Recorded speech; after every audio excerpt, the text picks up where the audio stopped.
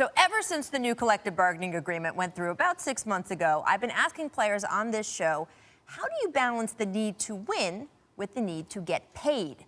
Because after Kevin Durant left the Thunder, the owners made several tweaks to the system. The idea was that many stars would be so heavily rewarded to stay with their current teams, it would be hard for them to leave, even if they knew it was time to move on. Golden handcuffs, as Brian here calls it. And this summer, the great litmus test of that dollars versus desire conundrum was going to be Chris Paul. Teams can now offer their aging stars longer contracts. So if Chris had opted out, as we expected, the Clippers were in position to give him about $50 million more than anyone else could have over an extra year to bring him back. $50 million more than anyone else. I'm just going to keep saying that because that is a lot of money to walk away from just for maybe having a better shot at the Golden State Warriors. And yet, guess what?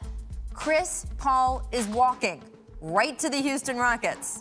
Our Ramona Shelburne and Mark Stein say the dominoes fell like this. Chris has been heavily recruited by James Harden for weeks as the Rockets work to clear cap room and contracts. Then yesterday, he met with the Clippers to hear their plan for the future. And, well, he apparently decided that extra money or no extra money, that plan just wasn't good enough. By last night, he'd told Jerry West and Doc Rivers he wasn't going to be in a Clippers uniform next season, which prompted L.A. to get a deal done with Houston now so they wouldn't lose CP for nothing. Now, Chris has agreed to opt in to the final year of his contract to make all of this work. That means he's leaving almost $11 million on the table just short term.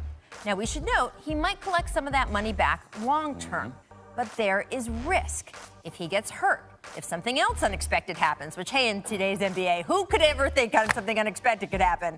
That bigger bag of money will never come. Now, for a guy who is not just a superstar, but the head of the Players Association, this is a very specific statement that especially for the players at the top, winning is still very important. Even in this Golden State dominance era, where just taking a shot at the title can feel a little bit like slinging arrows at the sun, the act of trying is still very important. Now, you could argue it's easy for Chris Paul to say with all the money he makes off the court, but let's remember, that's exactly the level of player this new CBA was trying to manipulate. I guess it turns out if you have so much drive to win that you become a superstar, that doesn't stop at the door to the bank.